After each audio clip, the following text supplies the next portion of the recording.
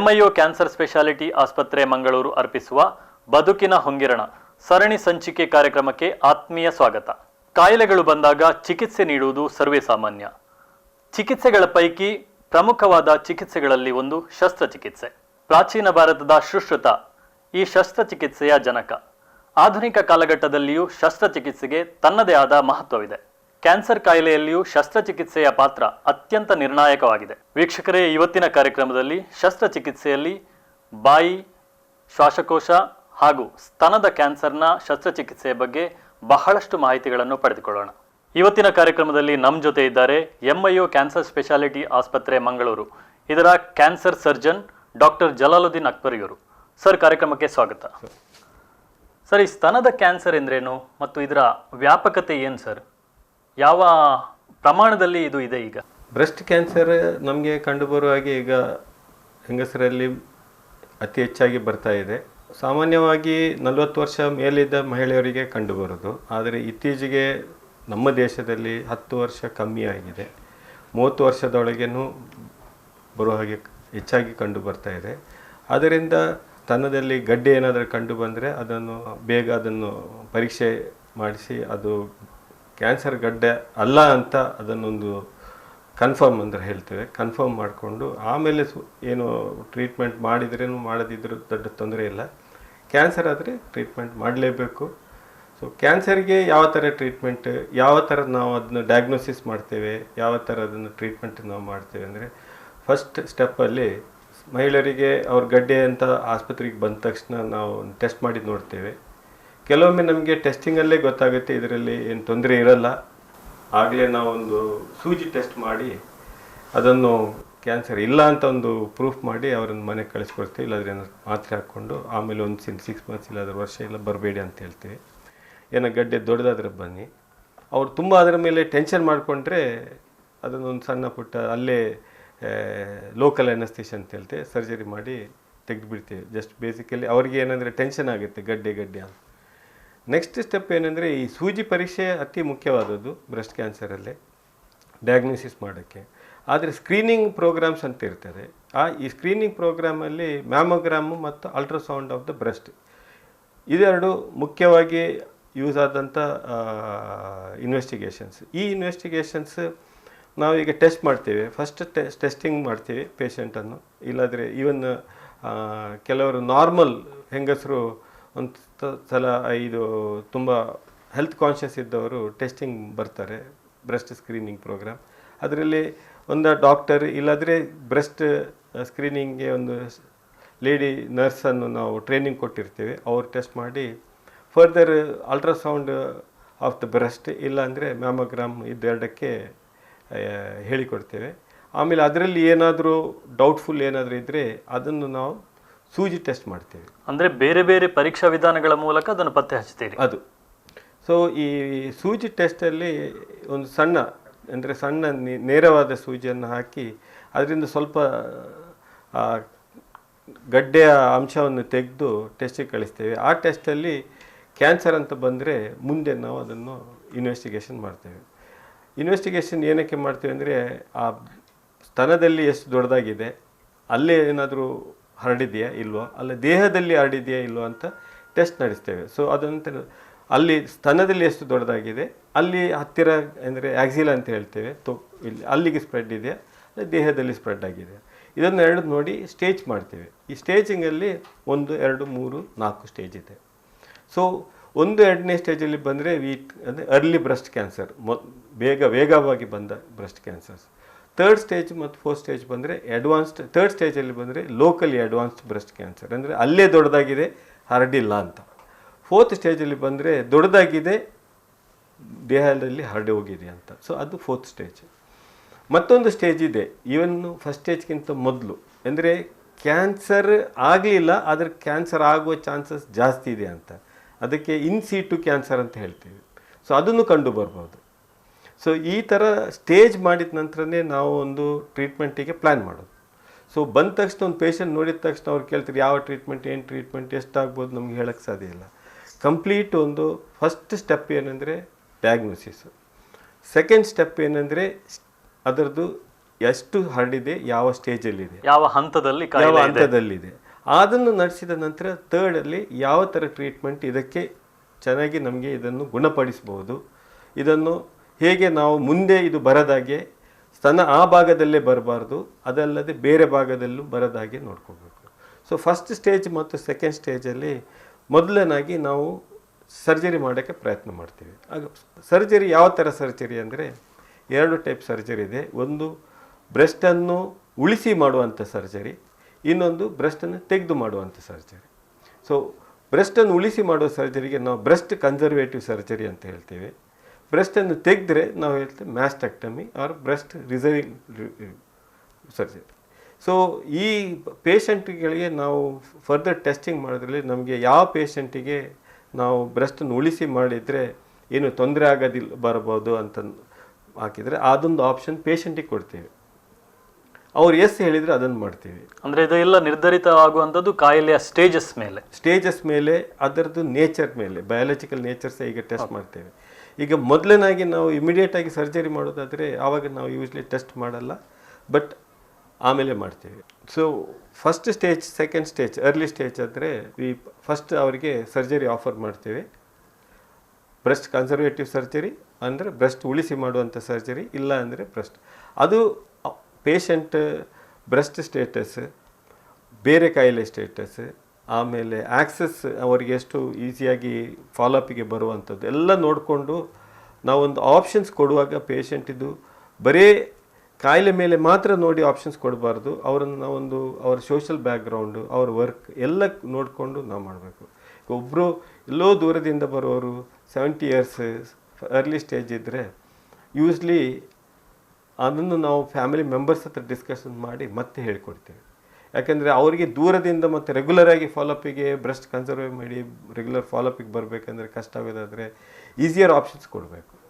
So options of breast conserving ಅಂದರೆ breast ಉಳಿಸಿ ಮಾಡುವಂಥದ್ದು, ಬ್ರೆಸ್ಟ್ ತೆಗೆದು ಮಾಡುವಂಥದ್ದು, ಇಟ್ ಈಸ್ ಆಪ್ಷನ್ಸ್ ಇರುವಾಗ ಪೇಷಂಟ್ ಮೇಲೆ ಆ ಆಪ್ಷನ್ಸ್ 2 ಆಪ್ಷನ್ಸ್ ಇದ್ದರೆ ಆ ಆಪ್ಷನ್ಸ್ ಪೇಷಂಟಿಗೆ, ಪೇಷಂಟ್ ಪಾರ್ಟಿಯವರಿಗೆ ಬಿಟ್ಟಿದ್ದು.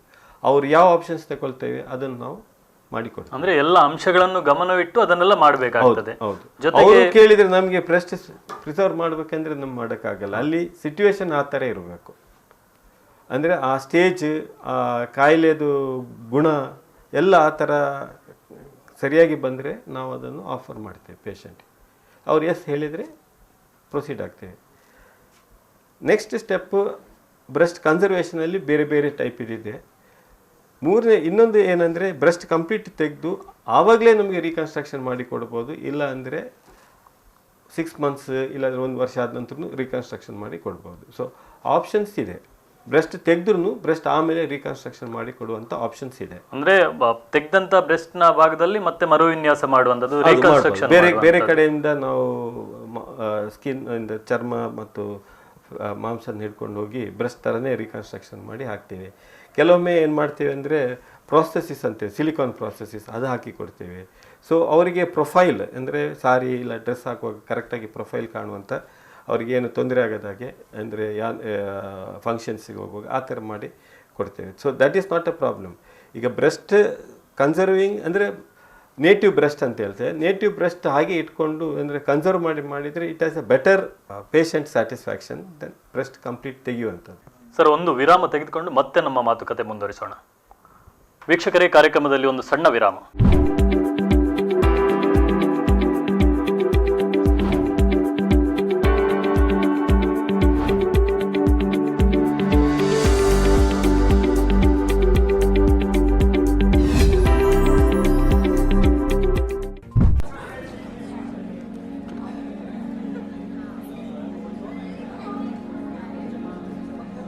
ಸಿಗರೇಟ್ ನಿಮ್ಮ ಜೀವನದಲ್ಲಿ ಎಲ್ಲವನ್ನೂ ಸುಡುತ್ತೆ. ಸುಖ, ಸಂತೋಷ, ಆರೋಗ್ಯ ಎಲ್ಲವನ್ನು. ಕೊನೆಗೆ ಉಳಿಸೋದು ಕ್ಯಾನ್ಸರ್ ಅನ್ನೋ ಹೊಗೆಯನ್ನ ಮಾತ್ರ. ಧೂಮಪಾನದಿಂದ ದೂರವಿರಿ, ಕ್ಯಾನ್ಸರ್ ಮುಕ್ತರಾಗಿರಿ. Say no to tobacco, an initiative by Mangalore Institute of Oncology, a special hospital for cancer treatment. Mangalore Institute of Oncology, a special hospital for the treatment of cancer. When you demand excellence, we deliver with confidence. Mangalore Institute of Oncology has the top medical talent to offer the best treatment to people with cancer. Our radiation oncology, medical oncology, surgical oncology, palliative care and pain management and rapid arc therapy will help in maximizing the chances of functional recovery and improve the quality of life of patients. I am very happy. The treatment is excellent. I am getting 5-star treatment here. Advantages of rapid arc therapy: cutting edge technology, faster, highly precise, predictable results, minimal side effects. Mangalore Institute of Oncology, Pampil Circle, Kankanadi, Mangalore.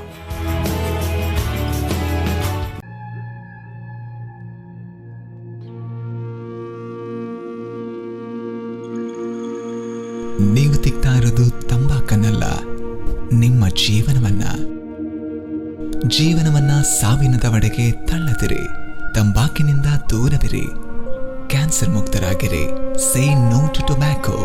An initiative by Mangalore Institute of Oncology, a special hospital for cancer treatment.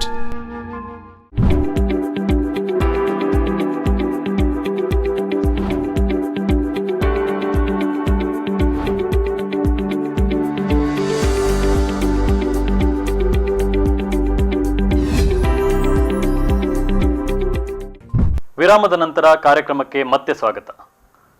Sir, ಈ breast reconstruction ಬಗ್ಗೆ ಮಾತಾಡ್ತಾ ಇದ್ರಿ.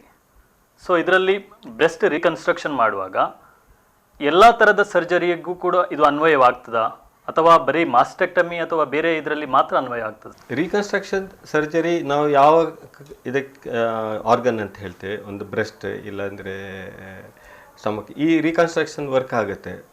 ಒಂದು major ರೀಕನ್ಸ್ಟ್ರಕ್ಷನ್ಸ್ work ಆಗುತ್ತೆ ಅಂದರೆ ಬಾಯಿ ಕ್ಯಾನ್ಸರಲ್ಲಿ reconstruction surgery ತುಂಬ ಯೂಸ್ ಮಾಡ್ಕೊಳ್ತೇವೆ. ಸೊ ಫಸ್ಟ್ ಆಫ್ ಆಲ್ ನಾವು ಬ್ರೆಸ್ಟ್ ಕ್ಯಾನ್ಸರಲ್ಲಿ ಈಗ ಮಾತಾಡ್ತಾ ಇರುವಾಗ ಅರ್ಲಿ ಸ್ಟೇಜಿಂದ ನೆಕ್ಸ್ಟ್ ಸ್ಟೇಜ್ಗೆ ನಾವು ಹೋಗುವಾಗ ಲೋಕಲಿ ಅಡ್ವಾನ್ಸ್ಡ್ ಬ್ರೆಸ್ಟ್ ಕ್ಯಾನ್ಸರ್ ಅಂತ ಹೇಳ್ತೇವೆ. ಸೊ ಅದಂದರೆ ಬ್ರೆಸ್ಟ್ ಅಲ್ಲೇ ಸ್ವಲ್ಪ ಜಾಸ್ತಿ ಆಗಿದೆ ಕ್ಯಾನ್ಸರ್. ಸೊ ಅಲ್ಲಿ ಬ್ರೆಸ್ಟನ್ನು ನಾವು ಉಳಿಸಿಕೊಂಡು ಸರ್ಜರಿ ಮಾಡಲಿಕ್ಕೆ ಸಾಧ್ಯವಿಲ್ಲ. ಸೊ ಬ್ರೆಸ್ಟ್ ಕಂಪ್ಲೀಟ್ ಆಗಿ ತೆಗಿಬೇಕು. ಬ್ರೆಸ್ಟ್ ತೆಗೆದ ನಂತರ ಕೆಲವರಿಗೆ ಬ್ರೆಸ್ಟ್ ತೆಗೆದ ತಕ್ಷಣ ತುಂಬ ಸೈಕಲಾಜಿಕಲ್ ಎಫೆಕ್ಟ್ ಆಗ್ಬೋದು. ಇಲ್ಲ ಅಂದರೆ ಅವರ ಜಾಬ್ ಆ ಥರ ಜಾಬಲ್ಲಿದ್ದರೆ ಅವರೇ ರಿಕ್ವೆಸ್ಟ್ ಮಾಡ್ತಾರೆ ರೀಕನ್ಸ್ಟ್ರಕ್ಷನ್ ಮಾಡಲಿಕ್ಕೆ ಸಾಧ್ಯವಿದೆ. ಸೊ ರೀಕನ್ಸ್ಟ್ರಕ್ಷನಲ್ಲಿ 2 ಟೈಪ್ ರೀಕನ್ಸ್ಟ್ರಕ್ಷನ್ ಇದೆ. ಪ್ರೈಮರಿ ಸರ್ಜರಿ ಮಾಡುವಾಗಲೇ ನಾವು ರೀಕನ್ಸ್ಟ್ರಕ್ಷನ್ ಮಾಡಿಕೊಡ್ತೇವೆ. ಇಲ್ಲ ಅಂದರೆ ಟ್ರೀಟ್ಮೆಂಟ್ ಕಂಪ್ಲೀಟ್ ಆದ ನಂತರ, ಅಂದರೆ ಸರ್ಜರಿ, ಕೀಮೊಥೆರಪಿ, ರೇಡಿಯೋಥೆರಪಿ ಎಲ್ಲ ಕಂಪ್ಲೀಟ್ ಆದ ನಂತರ ಆಮೇಲೆ ಬಂದಾಗ ನಾವು ರೀಕನ್ಸ್ಟ್ರಕ್ಷನ್ ಮಾಡಿಕೊಡ್ಬೋದು. ರೀಕನ್ಸ್ಟ್ರಕ್ಷನಲ್ಲಿ 2 ಟೈಪ್ ಇದೆ. ನಾವು ಪೇಷಂಟಿದ್ದು ಬಾಡಿದು ಪಾರ್ಟೇ, ಬೇರೆ ಪಾರ್ಟ್, ಇಲ್ಲ ಕಾಲಿಂದ, ಇಲ್ಲಿಂದ ಹೊಟ್ಟೆಯಿಂದ, ಇಲ್ಲಿಂದ ಫ್ಯಾಟ್ ಸ್ಕಿನ್ ಹಿಡ್ಕೊಂಡು ಹೋಗಿ ರೀಕನ್ಸ್ಟ್ರಕ್ಷನ್ ಮಾಡಿಕೊಡ್ಬೋದು. ಇಲ್ಲ ಅಂದರೆ ಸಿಲಿಕಾನ್ ಪ್ರಾಸೆಸ್ ಹಾಕಿ ರೀಕನ್ಸ್ಟ್ರಕ್ಷನ್ ಮಾಡಿ ಕೊಡ್ಬೋದು. ಸೊ ಈ ಲೋಕಲಿ ಅಡ್ವಾನ್ಸ್ಡ್ ಬ್ರೆಸ್ಟ್ ಕ್ಯಾನ್ಸರ್ ಪೇಷಂಟಿಗೆ ಯೂಸ್ಲಿ ಮ್ಯಾಸ್ಟೆಕ್ಟಮಿ ಮಾಡ್ತೇವೆ, ಅಲ್ಲಿ ರೀಕನ್ಸ್ಟ್ರಕ್ಷನ್ ಮಾಡಿ ಕೊಡ್ತೇವೆ. ಸೊ ಈ ಅಡ್ವಾನ್ಸ್ಡ್ ಪೇಷಂಟಿಗೆ ರೇಡಿಯೋಥೆರಪಿ ಮತ್ತು ಕೀಮೊಥೆರಪಿ 2 ಯೂಸ್ ಆಗುತ್ತೆ. ಆದ್ದರಿಂದ ದ ಆಪ್ಷನ್ ಸರ್ಜರಿ ಅದೇ ಟೈಮಲ್ಲಿ ಮಾಡಿಕೊಡೋದಾ ಅಲ್ಲ ಆಮೇಲೆ ಮಾಡಿಕೊಡೋದಾ, it is technical decision as well as patient ಅಂದ್ರೆ ಆ ಸಂದರ್ಭಕ್ಕೆ ಅನುಸಾರವಾಗಿ ನೀವು ಡಿಸೈಡ್ ಮಾಡಬಹುದು ಎಷ್ಟು ಸಮಯದ ನಂತರ ಮಾಡಬಹುದು ಅಥವಾ ಆವಾಗಲೇ ಮಾಡಬಹುದಾ ಅಂತ. ಮತ್ತೆ ಇನ್ನೊಂದಿದೆ ಬ್ರೆಸ್ಟ್ ಪ್ರೊಫಿಲಾಕ್ಟಿಕ್ ಮ್ಯಾಸ್ಟೆಕ್ಟಮಿ ಅಂದರೆ ಬ್ರೆಸ್ಟಲ್ಲಿ ಕಾಯಿಲೆ ಬರೋ ಮೊದಲೇ ನಾವು 2 ಬ್ರೆಸ್ಟನ್ನು ತೆಗೆದು ಬಿಡ್ತೀವಿ.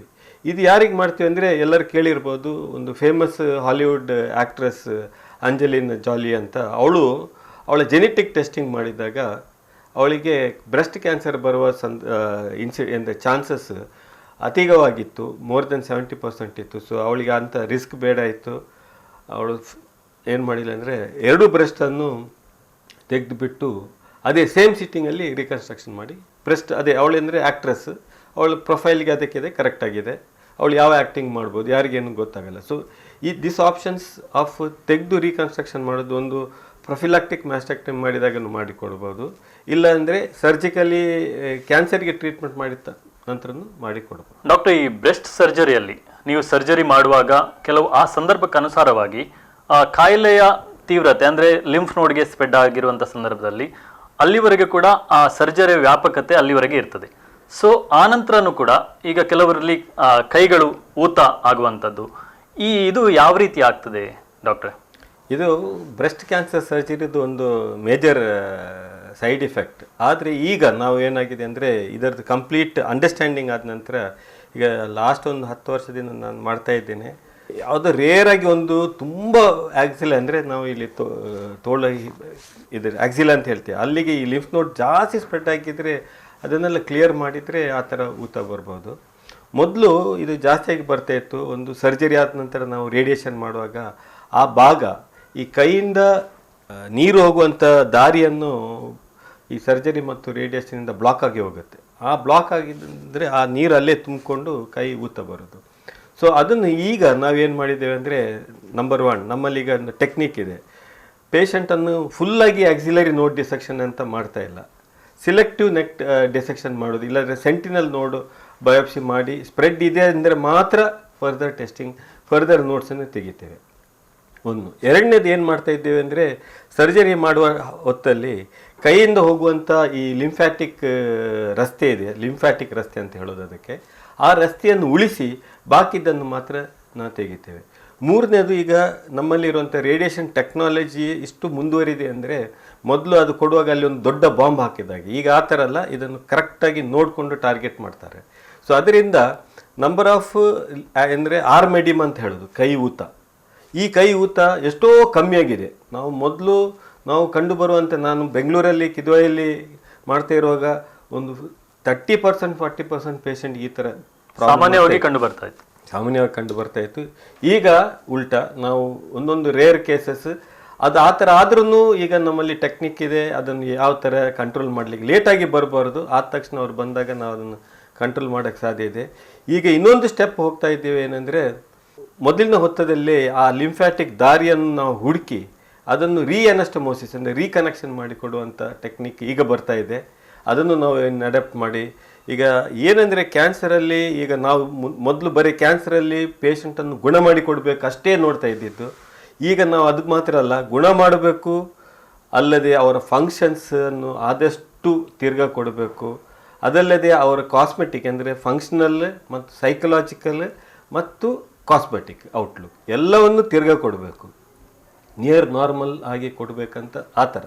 ಸೊ ಸ್ಟೆಪ್ ಅಂದರೆ ನಮ್ಮ standard of care has to go up up up, bar of care has to go up up. ಅಂದರೆ ಬರೀ ಗುಣ ಮಾಡಿದರೆ ಸಾಕಲ್ಲ, ಅದಕ್ಕಿಂತನೂ ಫುಲ್ಲಾಗಿ ಲೈಫಲ್ಲಿ ಅವರಿಗೆ ಅಯ್ಯೋ ನಾನು ಬ್ರೆಸ್ಟ್ ಕಳ್ಕೊಂಡಿದ್ದೇನೆ, ಬ್ರೆಸ್ಟ್ ನನ್ನ ಕೈ ಊತ ಬಂದಿದೆ, ಈ ಥರ ಕೈ ನೋವಿದೆ, ಈ ಥರ ಆದಷ್ಟು ನಾವು ಎಷ್ಟು ಕಮ್ಮಿ ಮಾಡೋಕ್ಕೆ ಸಾಧ್ಯವಿದೆ ಅದನ್ನು ನಾವು ಹುಡ್ಕೊಂಡು ಅದನ್ನು ಪ್ರಯತ್ನ ಮಾಡಿಕೊಂಡು ಸ್ಟ್ಯಾಂಡರ್ಡ್ ಆಫ್ ಕೇರನ್ನು ಮೇಲೆ ಎತ್ಕೊಂಡು ಹೋಗ್ಬೇಕು.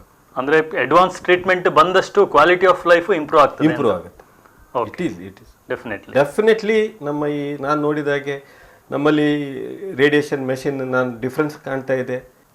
ನಮ್ಗೆ ಕೆಲವೊಮ್ಮೆ ಔಟ್ಸೈಡಿಂದ ಬರುವ ಪೇಷಂಟ್ ನಾನು ನೋಡ್ತಾ ಇದ್ದೇನೆ. ಸೊ ಹೈಟೆಕ್ ಟೆಕ್ನಾಲಜಿಯಿಂದ ಎಷ್ಟು ಈ ಪೇಷಂಟಿಗೆ ಬೆನಿಫಿಟ್ ಆಗೋದು ನನ್ನ ಕಂಡಲ್ಲೇ ನಾನು ಕಾಣ್ತಾ ಇದ್ದೇನೆ. ಸೊ ಅದನ್ನು ನೋಡುವಾಗ ನಮ್ಗೆ ಖುಷಿ ಆಗುತ್ತೆ, ಯಾಕಂದರೆ ಮುಂದೆ ಈ ಥರ ಹೋಗಿ ಇನ್ನೊಂದು 20, 30, 40 ವರ್ಷದಲ್ಲಿ ಕ್ಯಾನ್ಸರ್ ಅಂದರೆ ಯಾರು ಹೆದರಲೇಬೇಕಾಗಿಲ್ಲ, ಗುಣ ಆಗ್ತದೆ, ನಾರ್ಮಲ್ ಲೈಫ್ ಇರುತ್ತೆ, ಮತ್ತೇನು ಹೆದರಬೇಕು. ಇನ್ನೊಂದು ಬಹುಮುಖ್ಯವಾದ ಪ್ರಶ್ನೆ, ಯಾಕಂದರೆ ನೀವು ಸಾವಿರಾರು ರೋಗಿಗಳನ್ನು ಟ್ರೀಟ್ ಮಾಡಿದ್ದೀರಿ. ಸೊ ಇಂಥ ಸಂದರ್ಭದಲ್ಲಿ ಮಹಿಳೆಯರಿಗೆ ಸ್ತನದ ಕ್ಯಾನ್ಸರ್ ಶಸ್ತ್ರಚಿಕಿತ್ಸೆಯಲ್ಲಿ ಮುಖ್ಯವಾಗಿ ನೀವು ಆಗಲೇ ಹೇಳಿದಾಗೆ ಸೈಕಲಾಜಿಕಲ್ ಇಶ್ಯೂಸ್, ಈ ಸೈಕಲಾಜಿಕಲ್ ಇಶ್ಯೂಸು ನಿಮ್ಮ ಸರ್ಜರಿಗಿಂತ ಮೊದಲು ಮತ್ತು ಆನಂತರ ಅವರಿಗೆ ಯಾವ ರೀತಿಯ ಮಾನಸಿಕ ಬೆಂಬಲವನ್ನು ನೀವು ನೀಡ್ತೀರಿ ಸರ್? ನಮ್ಮ ದೇಶದಲ್ಲಿ ಏನಾಗಿದೆ ಅಂದರೆ, ಈ ವೆಸ್ಟರ್ನ್ ಕಂಟ್ರೀಸ್ ಹಾಗೆ ಅಷ್ಟೊಂದು ಸೈಕಲಾಜಿಕಲ್ ಇಶ್ಯೂಸ್ ಅವ್ರು ಮಾತಾಡಲ್ಲ. ಒಂದೇದು lot of family support systems ಇದೆ, ಅದರಿಂದ ಅವರು ಏನು ಜಾಸ್ತಿಯಾಗಿ ಮಾತಾಡಲ್ಲ. ಅವ್ರು ಈವನ್ ಬಂದು ಮಾತಾಡಿದರೆ ನನ್ನ ಪ್ರಾಬ್ಲಮ್ ಆಗುತ್ತೆ, ನನಗೆ ರೀಕನ್ಸ್ಟ್ರಕ್ಷನ್ ಬೇಕಂದರೆ ಇಮಿಡಿಯೇಟಾಗಿ ನಾವೇ ಅದನ್ನು ಪ್ಲ್ಯಾನ್ ಮಾಡ್ಕೊಂಡು ಮಾಡಿಕೊಡ್ತೀವಿ. ಸೊ ಆ ಆಸ್ಪೆಕ್ಟ್ ಇಲ್ಲ. ನಮ್ಮ ದೇಶದಲ್ಲಿ ನಾವು ನೋಡಿದಾಗೆ ಸ್ವಲ್ಪ ಗಾಡ್ ಫಿಯರಿಂಗ್, ದೇವರು, ಈ ಥರ ಎಲ್ಲ ಸೈಕಲಾಜಿಕಲ್ ತುಂಬ ಫ್ಯಾಮಿಲಿ ಸಪೋರ್ಟ್ ಮತ್ತು ತುಂಬ ದೇವರ ಮೇಲೆ ಭಯ, ಇದು ಅದರಿಂದ ಅಷ್ಟೊಂದು ಇರಲ್ಲ. ನಾವು ಬುಕ್ಕಲ್ಲಿ ಓದಿ ಕಂಡು ಬಂದಾಗೆ, ಈಗ ಅಮೆರಿಕದಲ್ಲೆಲ್ಲ ಅಂದರೆ ಅವರಿಗೆ ಈ ಸರ್ಜರಿ ಆದ ತಕ್ಷಣ ಆಚೆ ಒಂದು ಕೌನ್ಸಿಲರ್ ಇರುತ್ತೆ, ಮಾತಾಡ್ತಾರೆ. ಸೊ ಆ ಥರ ಅಷ್ಟೊಂದು ನಮಗೆ ಬರಲ್ಲ. ಬಟ್ ನಮ್ಮಲ್ಲಿ ಕೌನ್ಸಿಲರ್ಸ್ ಇದ್ದಾರೆ, ಆ ಥರ ಏನಾದಿದ್ರೆ ಮಾತಾಡ್ತಾರೆ, ಏನಾದರೂ ಅವ್ರ ಪ್ರಾಬ್ಲಮ್ ಇದ್ದರೆ ಸಾಲ್ವ್ ಮಾಡಿಕೊಡ್ತೀವಿ. ಅಂದ್ರೆ ಸರ್ಜರಿಗಿಂತ ಮೊದಲು ಮಾತಾಡ್ತಾರೆ, ಆನಂತರನೂ ಅವರಿಗೆ ಮಾನಸಿಕ ಬೆಂಬಲವನ್ನು ಏನ್ ಬೇಕಾದ್ರು ಅದನ್ನು ನೀಡಲಾಗ್ತದೆ. ಹೌದು, ಸರ್ಜರಿಗಿಂತ ಮೊದಲು ನಮ್ಮ ದೇಶದಲ್ಲಿ ಈ ನಮ್ಮ ಬರುವಂಥ ಪೇಷಂಟ್ಸ್ ಯೂಸ್ಲಿ ಹೋಮ್ ಕೇರ್ ಮಾಡುವಂಥವ್ರಿಗೆ ಅವ್ರ ಮನೆಯವರೇ ಏನು ಹೇಳಬೇಡಿ ಅಂತ ನಮ್ಮನ್ನು ಒತ್ತಾಯ ಮಾಡ್ತಾರೆ. ಸೊ ನಮಗೆ ನಮ್ಮ ಆಪ್ಷನ್ಸ್ ಅವರಿಗೆ ಏನು ಜಾಸ್ತಿ ಹೇಳಿಕೊಡುವಂಥದ್ದು ಇಲ್ಲವೇ ಇಲ್ಲ. 90% ಪೇಷಂಟ್ಸ್ ಮನೆಯವರು ಏನು ಹೇಳಬೇಡಿ, ಅವರು ಟೆನ್ಷನ್ ಮಾಡ್ಕೋಬೋದು, ಏನು ಹೇಳಬೇಡಿ ಅಂತ ಹೇಳ್ತಾರೆ. ಸೊ ನಾವು ಜಾಸ್ತಿಗೆ ಏನು ಹೇಳಲ್ಲ, ಫುಲ್ಲಾಗಿ ಎನ್ಕರೇಜ್ ಮಾಡ್ತೇವೆ, ಏನು ಹೆದರಬೇಡಿ, ಪ್ರಶ್ನೊಂದು ತೆಗೆದ್ರೆ ಅದಕ್ಕೆ ಅವರು ರೆಡಿ ಇದ್ದರೆ. ಕೆಲವು ಪೇಷಂಟ್ ಹೇಳ್ತಾರೆ, ಇಲ್ಲ ಸರ್ ನಮಗೆ ಏನು ಬೇಡ, ತೆಗೆದುಬಿಡಿ, ಅದು ಬೇಡ ಅಂತ, ಕಾಯಿಲೆಯನ್ನು ತೆಗೆದುಬಿಡಿ ಅಂತ. ಸೊ ಅವ್ರ ತಲೆಯಲ್ಲಿ ಅದನ್ನು ತೆಗೆದುಬಿಟ್ರೆ ಕಾಯಿಲೆ ಹೊರಟೋಗುತ್ತೆ ಅಂತ. ಸೊ ಅದು ತಪ್ಪು. ಅದನ್ನು ತೆಗೆದ್ರೆ ಕಾಯಿಲೆ ಹೊರಟು ಹೋಗ್ಬೇಕಂತ ಏನಿಲ್ಲ. There is a correct method of treatment, ಆ ಮೆಥಡ್ ಪ್ರಕಾರ ಹೋಗಬೇಕು. ಸೊ ಪೇಷಂಟ್ ಒಂದು ಸ್ವಲ್ಪ ಅಡ್ವಾನ್ಸ್ ಆಗಿ ಬಂದರೆ ಕೆಲವೊಮ್ಮೆ ಆ ಟ್ಯೂಮರ್ ದೊಡ್ಡದಾಗಿ ಹುಣ್ಣಾಗಿರುತ್ತೆ. ಸೊ ಅವ್ರು ಬಂದುಬಿಟ್ಟು ಅದನ್ನು ತೆಗೀರಿ ಅಂತ. ಸೊ ಆ ಸಂದರ್ಭದಲ್ಲಿ ನಾವು ತೆಗಿಯಕ್ಕೆ ಹೋಗೋಕ್ಕಾಗಲ್ಲ. ಅದನ್ನು ಕೀಮೋಥೆರಪಿ ಕೊಟ್ಟು ಸಂದು ಮಾಡಿ ಆಮೇಲೆ ತೆಗಿಯೋಕ್ಕೆ ಸಾಧ್ಯವಿದೆ. ಸೊ ಅವ್ರು ಸೈಕಲಾಜಿಕಲಿ ಇರುತ್ತೆ ತೆಗಿಲಿಕ್ಕೆ.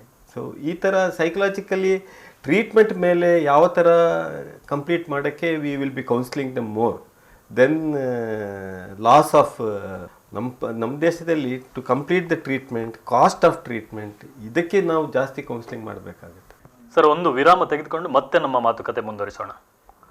ವೀಕ್ಷಕರೇ, ಕಾರ್ಯಕ್ರಮದಲ್ಲಿ ಒಂದು ಸಣ್ಣ ವಿರಾಮ.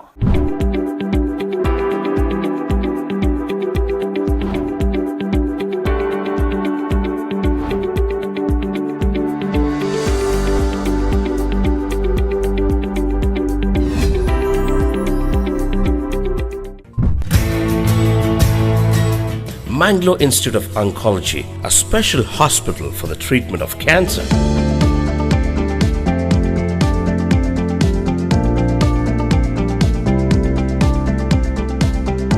Immediately I remember a book by Kevin Feeberg titled Guts. The main theme of that book was everybody toes the path of convention. Whatever has taken place, continue that one, follow that path. But Kevin Feeberg says, approach should be through a unconventional path.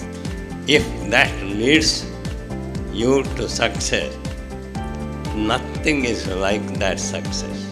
The team of doctors in MIO, Dr. Suresh Ram, Dr. Jalaluddin Akbar, Dr. Sanat Hegde, and Dr. Krishna Prasad, they have taken this path, the unconventional path, to build up this MIO, Mangalore Institute of Oncology, to provide you service.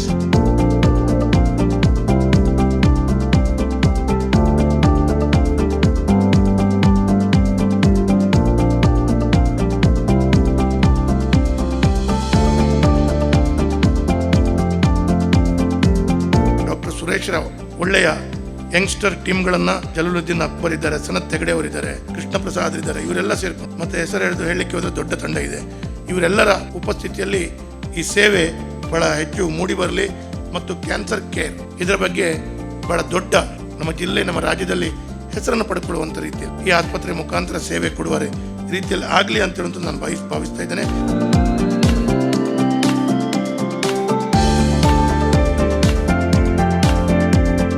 Again, in MIO, we are treating 1,000 patients a year. It's not that my intention was to treat that many patients, but circumstances was that we had to do that. So we thought we'll utilize that to provide some schemes, health schemes, because we also find difficulty when patients come with difficulty in paying the bills. So instead of being random and giving one person, not giving somebody else, so we categorized this APL scheme, BPL scheme in Kerala, etc. Cancer treatment to be successful is multimodal and teamwork. Then we have to focus on caregiver stress. So now our main focus is patient. That's all. We are thinking about patient. We forget that there are individuals around him who is psychologically stressed, taking care of him. Sometimes we are totally unable to understand their feelings and what they are going through. And also we have to make oncology treatment simple, clear goals, ethical, and cost effective. So we are working towards these three: cancer prevention, caregiver stress, and having clear goals to make it less costly. Mangalore Institute of Oncology, a special hospital for cancer treatment.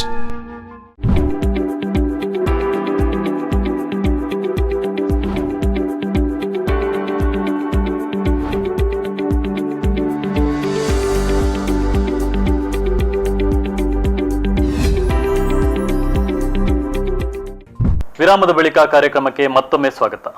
Sir, ಈಗಾಗಲೇ ನಾವು ಸ್ತನದ cancer ಶಸ್ತ್ರಚಿಕಿತ್ಸೆ ಬಗ್ಗೆ ಸಂಪೂರ್ಣವಾದ ಮಾಹಿತಿಯನ್ನು ನೀಡಿದ್ದೀರಿ. ಹಾಗೆ ಮತ್ತೊಂದು leading ಇರುವಂಥ ಕ್ಯಾನ್ಸರ್ ಅಂತ ಹೇಳಿದರೆ ಓರಲ್ ಕ್ಯಾನ್ಸರ್. ಸೊ ಈ ಬಾಯಿಯ ಕ್ಯಾನ್ಸರ್ ಬಗ್ಗೆ ಸಂಕ್ಷಿಪ್ತವಾಗಿ ಏನು ಹೇಳ್ತೀರಿ ಸರ್? ಬಾಯಿಯ ಕ್ಯಾನ್ಸರ್ ಹೆಚ್ಚಾಗಿ ಕಂಡು ಬರ್ತಾ ಇದೆ. ಒಂದೇ ಒಂದು ಕಾರಣ,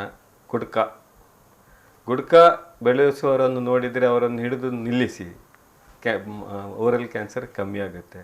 ಎರಡನೇದು ಸ್ಮೋಕಿಂಗ್. ಮೂರನೇದು ಶಾರ್ಪ್ ಟೀತ್. ಹಲ್ಲು ಅಂದರೆ ಡೆಂಟಲ್ ಕೇರೇಜ್ ತುಂಬ ಇಂಪಾರ್ಟೆಂಟ್. ನಮ್ಮ ಊರಲ್ಲಿ ಈ ಭಾಗದಲ್ಲಿ ಸಾಕಷ್ಟು ಡೆಂಟಿಸ್ಟ್ ಇದ್ದಾರೆ. Dental visit is a must. Dental care is a must. ಯಾಕೆಂದರೆ ನಮ್ಮ ಬಾಯಿ ಒಳಗೆ ಕೇರ್ಫುಲ್ಲಾಗಿ ನೀಟಾಗಿ ಇದ್ದರೆ ಏನು ಶಾರ್ಪಾಗಿ ಇರಬಾರ್ದು ಹಲ್ಲು. ಚೂಪಾದ ಹಲ್ಲು ತಾಗಿ ಗಾಯ ಮತ್ತೆ ಪದೇ ಗಾಯ ಆಗ್ತಾ ಹೋದರೆ ಅಲ್ಲಿ ಕ್ಯಾನ್ಸರ್ ಬರುವ ಚಾನ್ಸಸ್ ಜಾಸ್ತಿ ಇದೆ. ಇದು ಕಂಡುಬರುತ್ತದೆ. ಯಾಕಂದರೆ ನಮ್ಮಲ್ಲಿ ಪೇಷಂಟ್ ಬಂದಾಗ, ಸರ್ ನಾನು ಸ್ಮೋಕಿಂಗ್ ಇಲ್ಲ, ಗುಟ್ಕಾ ಇಲ್ಲ, ಏನು ಹ್ಯಾಬಿಟ್ ಇಲ್ಲ, ನನಗೆ ಯಾಕೆ ಕ್ಯಾನ್ಸರ್ ಬಂತಂದರೆ ನಾವು ಅವ್ರ ಹಲ್ಲನ್ನು ಟೆಸ್ಟ್ ಮಾಡಿ ನೋಡಿದರೆ ಅಲ್ಲಿ ಚೂಪು ಹಲ್ಲು ಇರುತ್ತೆ. ಸೊ ಈ ಹಲ್ಲು, ಇಂಥ ಡೆಂಟಲ್ ಕೇರ್ ತುಂಬ ಇಂಪಾರ್ಟೆಂಟ್ ಬಾಯಿ ಕ್ಯಾನ್ಸರ್ ಬರೋದಾಗಿ. ನಾಲ್ಕನೇದು HP ಹ್ಯೂಮನ್ ಪ್ಯಾಪಿಲೋಮಾ ವೈರಸ್ ಅಂತ ಇದೆ. ಇದೊಂದು ಅಷ್ಟೊಂದು ಕಂಡು ಬರುವುದಿಲ್ಲ, ಆದರೆ ಇನ್ನೊಂದು ಕಾರಣ ಬಾಯಲ್ಲಿ ಕ್ಯಾನ್ಸರ್ ಬರುವ ಹಾಗೆ. ಸರ್, ಈ ಬಾಯಿ ಕ್ಯಾನ್ಸರ್ನ ಸರ್ಜರಿಗೆ ಯಾವೆಲ್ಲ ಪರೀಕ್ಷಾ ವಿಧಾನಗಳನ್ನು ನೀವು ಅನುಸರಿಸ್ತೀರಿ ಸರ್? ಬಾಯಿ ಕ್ಯಾನ್ಸರಲ್ಲಿ ಮೊದಲನೇದಾಗಿ ಕರೆಕ್ಟಾಗಿ ಒಂದು ಬಾಯಿ ಒಳಗೆ ಒಂದು ಟೆಸ್ಟ್ ಮಾಡೋದು. ಎರಡನೇದು ಕತ್ತಲ್ಲಿ ಲಿಫ್ ನೋಟ್ಸ್ ಅಂತ ಹೇಳ್ತೇವೆ, ಕರಳೆಗಳು, ಅದಕ್ಕೆ ಏನಾದರೂ ಹರಡಿದೆ ಅಂತ ಕೈಯಲ್ಲೇ ನಾವು ಟೆಸ್ಟ್ ಮಾಡಿ ನೋಡ್ತೇವೆ. ಆಮೇಲೆ ಒಂದು ಬಯಾಪ್ಸಿ, ಅಂದರೆ ಆ ಗಡ್ಡೆಯಿಂದ ಇಲ್ಲದರ ಆ ಹುಣ್ಣಿಂದ ಒಂದು ಸಣ್ಣ ಭಾಗವನ್ನು ನಾವು ಕತ್ತರಿಯಲ್ಲಿ ಕಟ್ ಮಾಡಿ ತೆಗೆದು ಟೆಸ್ಟಿಗೆ ಕಳಿಸ್ತೀವಿ. ಇದು ಅಲ್ಲೇ ಲೋಕಲ್ ಎನಸ್ಥೀಶಿಯಾ ಕೊಟ್ಟು ಮಾಡ್ತೀವಿ. ಆ ರಿಪೋರ್ಟಲ್ಲಿ ಕ್ಯಾನ್ಸರ್ ಅಂತ ಬಂದ ನಂತರ ಮುಂದಕ್ಕೆ ನಾವು ಪೇಷಂಟನ್ನು ಇನ್ವೆಸ್ಟಿಗೇಷನ್ ನಡೆಸ್ತೀವಿ. ಈ ಇನ್ವೆಸ್ಟಿಗೇಷನ್ ಏನಕ್ಕೆ ಅಂದರೆ, ಒಂದೇ ಇನ್ವೆಸ್ಟಿಗೇಷನ್ ಈ ಕ್ಯಾನ್ಸರ್ ಎಷ್ಟು ದೊಡ್ಡದಾಗಿದೆ, ಇಲ್ಲಿವರೆಗೂ ಹರಡಿದೆ. ಸೊ ಬಾಯಿಯ ಕ್ಯಾನ್ಸರ್ ಬಾಯಲ್ಲೇ, ನಾಲಿಗೆಯಲ್ಲಿದ್ದರೆ ಸ್ವಲ್ಪ ನಾಲಿಗೆಯಲ್ಲಿ ಆಚೀಚೆ ಹೋಗ್ಬೋದು, ಇಲ್ಲಾಂದರೆ ದವಡೆಗಳಲ್ಲಿ ಸ್ಪ್ರೆಡ್ ಆಗಿದೆ, ಅಲ್ಲ ಕೆನ್ನೆ ಭಾಗದಲ್ಲಿ ಸ್ಪ್ರೆಡ್ ಆಗಿದೆ ಅಂತ ನೋಡ್ತೀವಿ. ಸೊ ಇದನ್ನು ಟಾರ್ಚ್ ಹಾಕಿ ಕೈಯನ್ನು ಬೆರಳಲ್ಲೇ ಟೆಸ್ಟ್ ಮಾಡಿ, ಆಮೇಲೆ CT ಸ್ಕ್ಯಾನ್ ಅಂತ ಇದೆ, ಈ CT ಸ್ಕ್ಯಾನಲ್ಲಿ ನಾವು ಟೆಸ್ಟ್ ಮಾಡಿ ನೋಡ್ತೀವಿ. ಇಂಪಾರ್ಟೆಂಟ್ ಏನಂದರೆ, ಈ ನಮ್ಮ ಈ ಬೋನ್ ಇದೆ, ಈ ಜಾ ಬೋನ್ ಅಂತ ಹೇಳ್ತೀವಿ, ಈ ಜಾ ಬೋನ್ಗೆ ಹರಡಿದೆ ಇಲ್ಲೋ ಅಂತ ನೋಡ್ತೀವಿ. CT ಸ್ಕ್ಯಾನ್ ಮುಖಾಂತರ ನಮ್ಗೆ ಗೊತ್ತಾಗುತ್ತೆ. ಅದಲ್ಲದೆ ಲಿಫ್ಟ್ ನೋಟ್ಸಿಗೆ ಸ್ಪ್ರೆಡ್ ಆಗಿದೆ ಅಂತ ಫೈನಲ್ ಆಗಿ CT ಸ್ಕ್ಯಾನಲ್ಲಿ ನೋಡ್ತೀವಿ. ಇದಾದ ನಂತರ ಆಮೇಲೆ ನಾವು ಸ್ಟೇಜಿಂಗ್ ಮಾಡ್ತೇವೆ.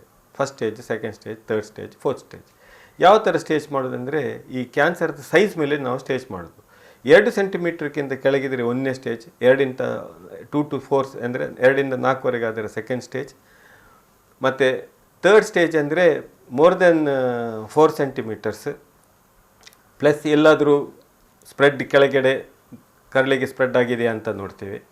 ಫೋರ್ತ್ ಸ್ಟೇಜಲ್ಲಿ ಈ ಕಾಯಿಲೆ ಈ ನಮ್ಮ ಜಾ ಬೋನ್ಗೆ ಹರಡಿದೆಯಾ, ಅಲ್ಲ ಮೇಲಿದು ದವಡೆಗೆ ಬೋನಿಗೆ ಹರಡಿದೆಯಾ, ಅಲ್ಲ ಹೊರಗೆ ಬಂದುಬಿಟ್ಟು ನಮ್ಮ ಚರ್ಮಕ್ಕೆ ಏನಾದರೂ ಹರಡಿದೆಯಾ, ಅಲ್ಲ ಲಂಗ್ಸಿಗೆ ಹರಡಿದೆಯಾ, ಈ ಥರ ಸ್ಕ್ಯಾನಲ್ಲಿ ನೋಡ್ತೇವೆ. ಮೇನಾಗಿ ಓರಲ್ ಕ್ಯಾನ್ಸರಲ್ಲಿ ಬಯಾಪ್ಸಿ, ಆಮೇಲೆ CT ಸ್ಕ್ಯಾನ್, ಆ ಭಾಗದ್ದು ಬಾಯಿದು ಮತ್ತು ಕತ್ತಿದು CT ಸ್ಕ್ಯಾನ್ ನಡೆಸ್ತೀವಿ. ಎದೆದು ಒಂದು ಡೌಟ್ ಸ್ಪ್ರೆಡ್ ಇದೆ ಅಂದರೆ CT ಸ್ಕ್ಯಾನ್, ಎದೆದು CT ಸ್ಕ್ಯಾನ್ ಮಾಡ್ತೀವಿ. ಇಲ್ಲಾಂದರೆ ಬರೀ ಚೆಸ್ಟ್ ಎಕ್ಸ್ರೇ ಮಾಡಿದರೆ ಸಾಕಾಗುತ್ತೆ. ಇದನ್ನು ಸ್ಟೇಜ್ ಮಾಡಿದ ನಂತರ ನಾವು ಟ್ರೀಟ್ಮೆಂಟ್ ಪ್ಲ್ಯಾನ್ ಮಾಡ್ತೀವಿ. ಫಸ್ಟ್ ಸ್ಟೇಜ್ ಮತ್ತು ಸೆಕೆಂಡ್ ಸ್ಟೇಜಲ್ಲಿದ್ದರೆ ಪೇಷಂಟಿಗೆ ಬರೀ ಸರ್ಜರಿ ಸಾಕಾಗುತ್ತೆ. ಥರ್ಡ್ ಸ್ಟೇಜ್ ಮತ್ತು ಫೋರ್ತ್ ಸ್ಟೇಜಲ್ಲಿದ್ದರೆ surgery, radiotherapy plus or minus chemotherapy. ಇದು ಯಾವ ಸ್ಟೇಜ್ ಮುಖಾಂತರ, ಜಾಸ್ತಿ ಸ್ಟೇಜ್ ಹೆಚ್ಚಾಗಿದ್ದರೆ ಕೀಮೊಥೆರಪಿನೂ ಬಂದುಬಿಡುತ್ತೆ. So first stage and second ಸ್ಟೇಜಲ್ಲಿ ಮೇನಾಗಿ ಸರ್ಜರಿ ನಡೆಸೋದು. ಈ ಸ್ಟೇಜಲ್ಲಿ ಫಸ್ಟ್ ಸ್ಟೇಜಲ್ಲಿದ್ದರೆ, ಈಗ ನಾಲಿಗೆಯಲ್ಲಿದ್ದರೆ ನಾಲಿಗೆ ಆ ಭಾಗವನ್ನು 1 ಸೆಂಟಿಮೀಟರಷ್ಟು ದೂರದಲ್ಲಿ ಈ ಕಾಯಿಲೆಯನ್ನು ದೂರದಲ್ಲಿ ಇಟ್ಕೊಂಡು ಕಟ್ ಮಾಡಿ ನಾವು ತೆಗಿತೇವೆ. 1 ಸೆಂಟಿಮೀಟರ್ಗಿಂತ ಜಾಸ್ತಿ ಇರಬೇಕು ಕಟ್ ಮಾಡಿದ್ದು. ಅದಲ್ಲದೆ ಕತ್ತಿಗೆ ಸ್ಪ್ರೆಡ್ ಆಗಿದೆ, ಕತ್ತಿದು ಕರಳೆಗಳಿಗೆ ಸ್ಪ್ರೆಡ್ ಆಗಿದೆ ಅಂತ ನೆಕ್ ಡಿಸೆಕ್ಷನ್ ಅಂತ ಮಾಡ್ತೀವಿ. ಸೊ ಈ ಫಸ್ಟ್ ಸ್ಟೇಜಲ್ಲಿರುವಾಗ ಸ್ಪ್ರೆಡ್ ಏನು ಕತ್ತಿಗೆ ಇಲ್ಲ ಅಂದರೆ ಕತ್ತನ್ನು ಸಿಲೆಕ್ಟಿವ್ ನೆಕ್ ಡಿಸೆಕ್ಷನ್ ಅಂದರೆ ಅಲ್ಲಿರುವ ಒಂದು 4 ಗುಂಪಿನ ಈ ಕರಳೆಗಳನ್ನು ಮಾತ್ರ ನಾವು ತೆಗಿತೇವೆ. ಸ್ಪ್ರೆಡ್ ಸೆಕೆಂಡ್ ಸ್ಟೇಜ್ ಬಂದ ತಕ್ಷಣ ಸ್ವಲ್ಪ ಸರ್ಜರಿ ಜಾಸ್ತಿ ಆಗುತ್ತೆ, ಆದ್ರೂ ವೈಡ್ ಎಕ್ಸಿಷನ್ ವಿತ್ ನೆಕ್ ಡಿಸೆಕ್ಷನ್. ಇದೇ ಟೈಪ್ ಫಸ್ಟ್ ಸ್ಟೇಜ್ ಮತ್ತು ಸೆಕೆಂಡ್ ಸ್ಟೇಜಿಗೆ ವೈಡಾಗಿ ತೆಗೆದುಬಿಟ್ಟು neck dissection, selective neck dissection ಅಂದರೆ ಒಂದು 4 ಗುಂಪು ಕರಳೆಗಳನ್ನು ಮಾತ್ರ ತೆಗಿತೇವೆ. ಅಲ್ಲಿರುವ ಬಾಕಿ ಇರುವ ಮಾಂಸ, ನರ, ರಕ್ತ ಹೋಗೋ ದಾರಿ, ನರ ಅವುಗಳನ್ನೆಲ್ಲ ಬಿಟ್ಟು ಬರೀ ಕರಳೆಗಳ ಗುಂಪುಗಳನ್ನು ಮಾತ್ರ ತೆಗಿತೇವೆ. ತೆಗೆದು ಇವನ್ನು ಟೆಸ್ಟಿಗೆ ಕಳಿಸ್ತೀವಿ. ಟೆಸ್ಟಲ್ಲಿ ಏನು ಸ್ಪ್ರೆಡ್ ಏನಿಲ್ಲ, ತೆಗೆದಿದ್ದೆಲ್ಲ ಕಂಪ್ಲೀಟ್ ಕ್ಲಿಯರ್ ಆಗಿದೆ ಅಂದರೆ ಅಲ್ಲಿಗೆ ಟ್ರೀಟ್ಮೆಂಟ್ ಮುಗಿಯಿತು. ಸೊ ಅದಕ್ಕೆ ಏನು ಇದು ತುಂಬ ಇಂಪಾರ್ಟೆಂಟ್ ಏನಂದರೆ ಫಸ್ಟ್ ಸ್ಟೇಜ್ ಮತ್ತು ಸೆಕೆಂಡ್ ಸ್ಟೇಜಲ್ಲೇ ಬರೋದು ಇಂಪಾರ್ಟೆಂಟ್. ಈ ಸರ್ಜರಿಯಿಂದ ಅವರಿಗೆ ಅಷ್ಟೊಂದು ಕಷ್ಟ ಆಗಲ್ಲ. ಅದಲ್ಲದೆ ಫರ್ದರ್ ಟ್ರೀಟ್ಮೆಂಟ್ ಕೀಮೋಥೆರಪಿ, ರೇಡಿಯೋಥೆರಪಿ ಬೇಕಾಗಿಲ್ಲ. ಸೊ ಸರ್ಜರಿ ಮಾತ್ರ ಸಾಕಾಗುತ್ತೆ. ಸೊ ಕಾಯಿಲೆ ಬಂದ್ರೂ ಬಾಯಲ್ಲಿ ಹುಣ್ಣಿದ್ರೆ, ಸಣ್ಣ ಗಾಯ, ಒಣಗದ ಗಾಯ ಇದ್ದರೆ ಬೇಗ ಬಂದು ತೋರಿಸಿದರೆ ಬರೀ ಸರ್ಜರಿಯಿಂದ ಗುಣ ಆಗುವ ಚಾನ್ಸಸ್ ಜಾಸ್ತಿ. ಆದ್ದರಿಂದ ಇದು important, first stage and second stage. Third ಸ್ಟೇಜಲ್ಲಿ ಬಂದ ತಕ್ಷಣ ಕಾಯಿಲೆ ಟ್ರೀಟ್ಮೆಂಟ್ ಜಾಸ್ತಿ ಆಗುತ್ತೆ. ಸೊ ನಾಲಿಗೆ ಬಂದರೆ ಅರ್ಧ ನಾಲಿಗೆ ಹೋಗುತ್ತೆ, ಹೆಮಿಗ್ಲಾಸೆಕ್ಟಮಿ ಮಾಡಿಬಿಡಿ ಥರ್ಡ್ ಸ್ಟೇಜಲ್ಲಿ. ಪ್ಲಸ್ ನೆಕ್ಕಲ್ಲಿ ಮಾಡಿಫೈಡ್ ರ್ಯಾಡಿಕಲ್ ನೆಕ್ ಡಿಸೆಕ್ಷನ್ ಇಲ್ಲ ಅಂದರೆ ರ್ಯಾಡಿಕಲ್ ನೆಕ್ ಡಿಸೆಕ್ಷನ್. ಸೊ ಈ ಡಿಸೆಕ್ಷನ್ ಮಾಡುವಾಗ ಕತ್ತಲ್ಲಿ ಯಾವ ಥರ ಈ ಗಡ್ಡೆ, ಈ ಕರಳೆಗಳು ದೊಡ್ಡದಾಗಿದೆ ಅಂತ ನೋಡಿಬಿಟ್ಟು ಅಲ್ಲಿ ಒಂದು ನರಗಳನ್ನು ಇಲ್ಲ ರಕ್ತದಾರಿಯನ್ನು ಇಲ್ಲ ಮಾಂಸವನ್ನು ನಾವು ಅದರ ಈ ಕರಳೆಗಳ ಗುಂಪು ಜೊತೆ ಅದನ್ನು ನಾವು ತೆಗೆದು ಬಿಡ್ತೀವಿ, ಯಾಕೆಂದರೆ ಗುಣಪಡಿಸಲಿಕ್ಕೆ. ಸೊ ಸ್ಟೇಜ್ ಜಾಸ್ತಿ ಆದ ತಕ್ಷಣ ನಮ್ಮ ಸರ್ಜರಿನೂ ದೊಡ್ಡದಾಗುತ್ತೆ. ಈ ಸರ್ಜರಿಯಿಂದ ಪೇಷಂಟಿಗೆ ಸೈಡ್ ಎಫೆಕ್ಟ್ ಜಾಸ್ತಿ ಇರುತ್ತೆ. ಯಾಕಂದರೆ ಆ ಕಡೆ ಕೈ ನೋವು ಬರೋದು, ಇಲ್ಲ ಶೇಪ್ ಸ್ವಲ್ಪ ಚೇಂಜ್ ಆಗೋದು ಜಾಸ್ತಿ. ಅಂದ್ರೆ ಇದೆಲ್ಲ ಸರ್ಜರಿ ನಡೆಸುವಾಗಲೇ ತೀರ್ಮಾನ ತಗೊಳ್ಳುವಂಥದ್ದು. ಆ ಕಾಯಿಲೆ ಹಂತ ಎಲ್ಲಿವರೆಗೆ ಉಂಟು ಅಲ್ಲಿವರೆಗೆ. ಹೌದು, ಇದು ನಾವು ಸರ್ಜರಿ ಮಾಡೋ ಮೊದಲೇ ನಾವು ಈ ಪ್ಲ್ಯಾನ್ ಮಾಡಿಕೊಂಡು ಅವರಿಗೆ ಹೇಳಿಯೇ ಮುಂದುವರಿಯೋದು. ಈ CT ಸ್ಕ್ಯಾನು, ಟೆಸ್ಟಿಂಗ್ ಮತ್ತು CT ಸ್ಕ್ಯಾನಿಂದ ನಮಗೆ ಯಾವ ಥರ ಸರ್ಜರಿ ಮಾಡಬೇಕಂದ್ರೆ ನಾವು ಪ್ಲ್ಯಾನ್ ಮಾಡ್ತೇವೆ. ಅಂದ್ರೆ ಆ ಹಂತದಲ್ಲಿ ಕಾಯಿಲೆ ವ್ಯಾಪ್ತಿ ಇನ್ನೂ ಜಾಸ್ತಿಯಾಗಿ ಗೋಚರಿಸಬಹುದು ಅಲ್ಲಿ ನಿಮಗೆ. ಹೌದು, ಕ್ಯಾನ್ಸರ್ ದೌಡೆ ಮೂಳೆ ಮೇಲೆ ಹರಡಿದ್ರೆ, ಇಲ್ಲಾಂದರೆ ದೌಡೆ ಮೂಳೆಯನ್ನು ಹಿಡ್ಕೊಂಡು ಅಲ್ಲಿ ಬೆಳೆದ್ರೆ ಕ್ಯಾನ್ಸರ್, ಈ ದೌಡೆಯನ್ನು ನಾವು ತೆಗಿಬೇಕಾಗುತ್ತೆ. ಅದಕ್ಕೆ ಮ್ಯಾಂಡಿಬುಲೆಕ್ಟಮಿ ಅಂತ ಇಂಗ್ಲೀಷಲ್ಲಿ ಹೇಳ್ತೇವೆ. ಸೊ ಹೆಮಿಗ್ಲಾಸೆಕ್ಟಮಿ, ಮ್ಯಾಂಡಿಬುಲೆಕ್ಟಮಿ ಅಂದರೆ ಅರ್ಧ ತೆಗೆದೇ ಬಿಡೋದು ಆ ಭಾಗವನ್ನು. ಅದನ್ನು ತೆಗೆದುಬಿಟ್ಟು ಅದರ ಜೊತೆ ಈ ನೆಕ್ ಡಿಸೆಕ್ಷನ್ ಅಂದರೆ ಕತ್ತಲ್ಲಿ ಸ್ಪ್ರೆಡ್ ಆದದನ್ನು ತೆಗಿತೇವೆ. ಈಗ ಇತ್ತೀಚೆಗೆ ನಾವೇನು ಮಾಡ್ತಾ ಇದ್ದೀವಿ ಅಂದರೆ ಈ ಹೆಮಿಗ್ಲಾಸೆಕ್ಟಮಿ, ಮ್ಯಾಂಡಿಬುಲೆಕ್ಟಮಿ, ಕಾಂಪೋಸಿಟ್ ರಿಸೆಕ್ಷನ್ಸ್, ಇವೆಲ್ಲ ಡಿಫ್ರೆಂಟ್ ನಮ್ಮ ಸರ್ಜರಿಗಳ ಹೆಸರುಗಳು ಕಮಾಂಡೋಸ್ ಆಪ್ರೇಷನ್ಸ್. ಅಂದರೆ ಕಮಾಂಡೋ ಆಪ್ರೇಷನ್ ಅಂತ ನಾವು ಮೊದಲು ಇದಕ್ಕೆ ಹೇಳ್ತಾ ಇದ್ದೀವಿ. ಒಂದು ಇದರಲ್ಲಿ ಫುಲ್ ಆ ಭಾಗವನ್ನೇ ತೆಗೆದುಬಿಡು. ಅದನ್ನು ಈಗ ತೆಗೆದ ನಂತರ ನಾವು ಮೊದಲು ಅಲ್ಲಿಗೆ ಎದೆಯಿಂದ ಇಲ್ಲಿಂದ ಮಾಂಸ ಹಾಕಿ ಕ್ಲೋಸ್ ಮಾಡ್ತಾ ಇದ್ದೇವೆ. ಈಗ ಇತ್ತೀಚೆಗೆ ಡೆವಲಪ್ಮೆಂಟ್ ಆಫ್ ಮೈಕ್ರೋವ್ಯಾಸ್ಕ್ಯುಲರ್ ಟೆಕ್ನಿಕ್ಸ್ ಇಂದ ರೀಕನ್ಸ್ಟ್ರಕ್ಷನ್ ಮಾಡುವಂಥ ಟೆಕ್ನಿಕ್ ಜಾಸ್ತಿ ಆಗಿದೆ. ಸೊ ಈಗ ಕೆಳಗಿದು ನಮ್ಮ ದವಡೆಯ ಮೂಲೆಯನ್ನು ಕಟ್ ಮಾಡಿ ತೆಗೆದ್ರೆ ಕಾಲಿಂದ ಮೂಲೆಯನ್ನು ತೆಗೆದುಬಿಟ್ಟು ದವಡೆ ಥರ ಮಾಡಿಕೊಂಡು ನಾವು ಅಲ್ಲಿ ಹಾಕಿ ಅವರ ಮುಖದ ಶೇಪನ್ನು ನಿಯರ್ ನಾರ್ಮಲ್ ತಂದು ಬಿಡ್ತೇವೆ. ಮತ್ತು ನಾಲಿಗೆಯನ್ನು ಅರ್ಧ ತೆಗೆದ್ರೆ ಕೈಯಿಂದ ಚರ್ಮ ತೆಗೆದು ಹಾಕಿ ನಾಲಿಗೆಯನ್ನು ಮೊದಲಿರುವ ಶೇಪ್ ಹಾಗೆ ಮಾಡ್ತೀವಿ. ಸೊ ಈಗ ಟೆಕ್ನಿಕ್ಕಿಂದ ಜಾಸ್ತಿ ಟೆಕ್ನಿಕ್ಕಿಂದ ಈ ಸರ್ಜರಿ ಇಷ್ಟು ನಾವು ತೆಗೆದ್ರೂ ಅವರಿಗೆ ನಾವು ಬ್ಯಾಕ್ ಫಂಕ್ಷನ್ ಮತ್ತು ಕಾಸ್ಮೆಟಿಕ್ ಲುಕ್ ಒಂದು 70 to 80% ನಾವು ಕೊಡೋಕ್ಕೆ ಸಾಧ್ಯವಿದೆ ಅಡ್ವಾನ್ಸ್ ಆದ್ರೂ. ಆದರೆ ಈ ಥರ ಸರ್ಜರಿಗೆ ಮಿನಿಮಮ್ 8 to 9 hours ಖರ್ಚು ಅಷ್ಟೇ ಬಂದುಬಿಡುತ್ತೆ. ಸೊ ಈ ಥರ ಡಿಫ್ರೆಂಟ್ ಸ್ಟೇಜಸ್. ಸೊ ಒಂದು ಸ್ಟೇಜಲ್ಲಿ simple surgeries, first stage, second ಸ್ಟೇಜಲ್ಲಿ. ಥರ್ಡ್ ಸ್ಟೇಜ್ ಬಂದ ತಕ್ಷಣ ಸರ್ಜರಿ ದೊಡ್ಡದಾಗುತ್ತೆ. ಫೋರ್ತ್ ಸ್ಟೇಜ್ ಬಂದ ತಕ್ಷಣ it becomes a composite resection or commandos operations with high technique reconstructive procedure. Doctor, ಒಂದು ಸಣ್ಣ ವಿರಾಮ ತೆಗೆದುಕೊಳ್ಳೋಣ, ಆಮೇಲೆ ನಮ್ಮ ಮಾತುಕತೆ ಮುಂದುವರಿಸೋಣ. ವೀಕ್ಷಕರೇ, ಕಾರ್ಯಕ್ರಮದಲ್ಲಿ ಒಂದು ಸಣ್ಣ ವಿರಾಮ.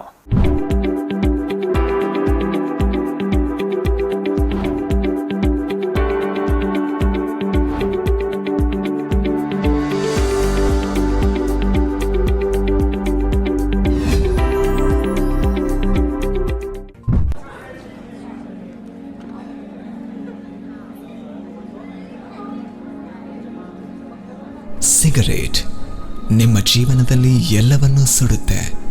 ಸುಖ, ಸಂತೋಷ, ಆರೋಗ್ಯ ಎಲ್ಲವನ್ನು. ಕೊನೆಗೆ ಉಳಿಸೋದು ಕ್ಯಾನ್ಸರ್ ಅನ್ನೋ ಹೊಗೆಯನ್ನ ಮಾತ್ರ.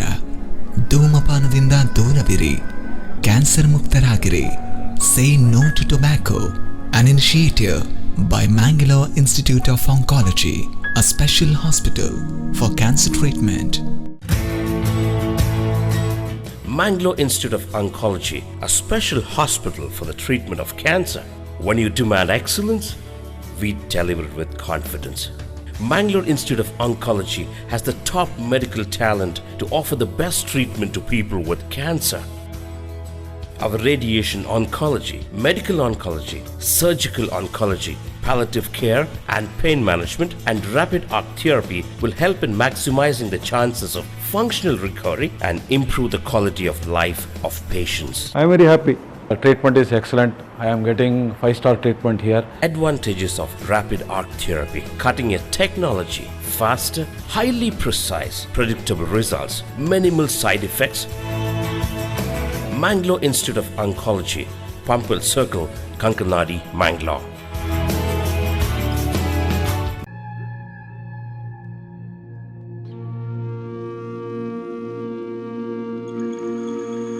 ನೀವು ತಿಕ್ತಾ ಇರೋದು ತಂಬಾಕನ್ನಲ್ಲ, ನಿಮ್ಮ ಜೀವನವನ್ನ ಸಾವಿನ ದವಡೆಗೆ ತಳ್ಳದಿರಿ. ತಂಬಾಕಿನಿಂದ ದೂರವಿರಿ, ಕ್ಯಾನ್ಸರ್ ಮುಕ್ತರಾಗಿರಿ. Say no to tobacco, an initiative by Mangalore Institute of Oncology, a special hospital for cancer treatment.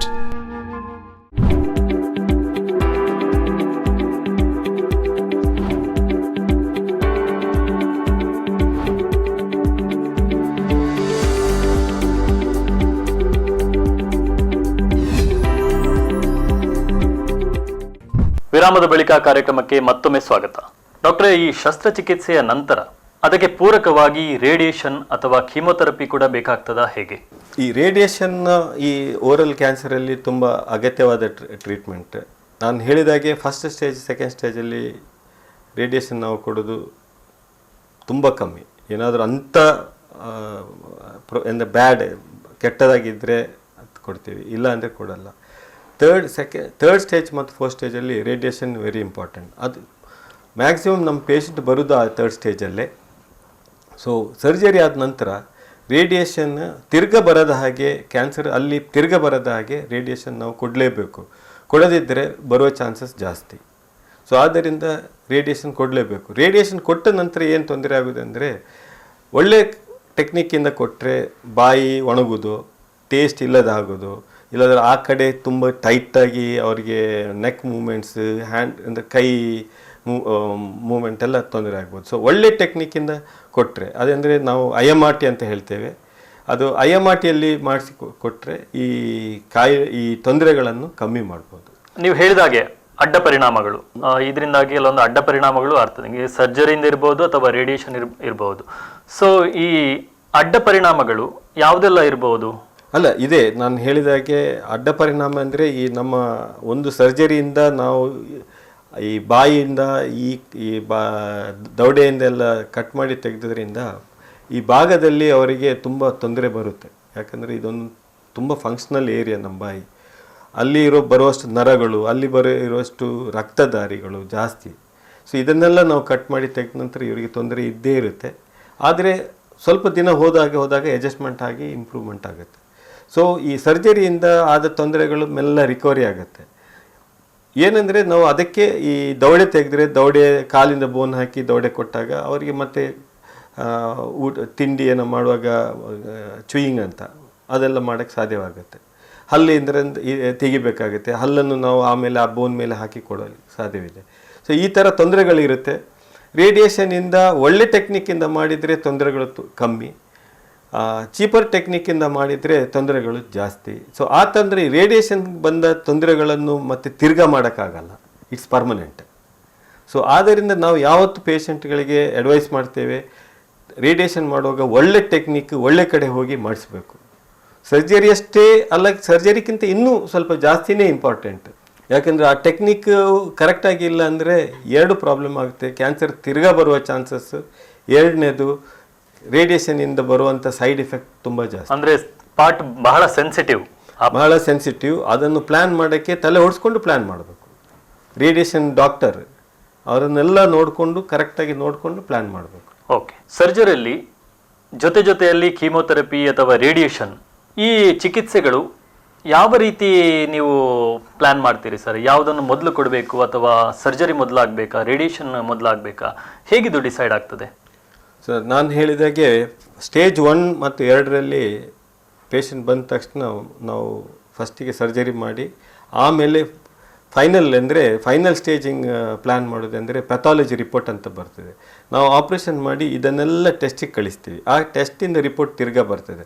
ಆ ರಿಪೋರ್ಟ್ ಪ್ರಕಾರ ಮುಂದಕ್ಕೆ ನಾವು ರೇಡಿಯೇಷನ್ ಕೊಡಬೇಕಾ ಇಲ್ಲೋ ಅಂತ ಆಮೇಲೆ ನಾವು ಪ್ಲ್ಯಾನ್ ಮಾಡ್ತೀವಿ. ಆ ರಿಪೋರ್ಟ್ ಪ್ರಕಾರ ಪ್ಲ್ಯಾನಿಂಗ್ ಹೋಗುತ್ತೆ. ಸೊ ಆ ರಿಪೋರ್ಟಲ್ಲಿ ಏನಾದರೂ ಸ್ವಲ್ಪ ಚಾನ್ಸಸ್ ಕ್ಯಾನ್ಸರ್ ತಿರ್ಗಾ ಬರುವಂಥ ಒಂದು ಪಾಯಿಂಟ್ಸ್ ಏನಾದರೂ ಇದ್ದರೆ ಪೇಷಂಟ್ ರೇಡಿಯೇಷನ್ಗೆ ಕಳಿಸ್ಕೊಡ್ತೀವಿ. So radiation becomes important. ಇನ್ನೊಂದು ಪಾಯಿಂಟಲ್ಲಿ ನಾವು ರೇಡಿಯೇಷನ್ ಆ್ಯಂಡ್ ಕೀಮೋಥೆರಪಿ ಸರ್ಜರಿ ಮಾಡೋ ಮೊದಲೇ ಯೂಸ್ ಮಾಡ್ತೀವಿ. ಇದು ಪೇಷಂಟ್ ಕಾಯಿಲೆ ಜಾಸ್ತಿಯಾಗಿ ಬಂದರೆ ಸ್ಟೇಜ್ 3 ಇಲ್ಲಾಂದರೆ ಸ್ಟೇಜ್ 4 ಎಲ್ಲಿ ನಾವು ನೋಡಿದರೆ, ಈಗ ದೊಡ್ಡದಾಗಿ ತೆಗೆದ್ರೆ ಕಷ್ಟ ಆಗ್ಬೋದು, ಇಲ್ಲ ಅಷ್ಟೊಂದು ತೆಗೆದ್ರೆ ಅವರಿಗೆ ಫಂಕ್ಷನಲ್ ಔಟ್ಕಮ್ ತುಂಬ ಕೆಟ್ಟದಾಗಿರ್ಬೋದು, ಅಲ್ಲ ಮೂರನೇದು ತೆಗೆಯೋಕ್ಕೆ ಸಾಧ್ಯವಿಲ್ಲ.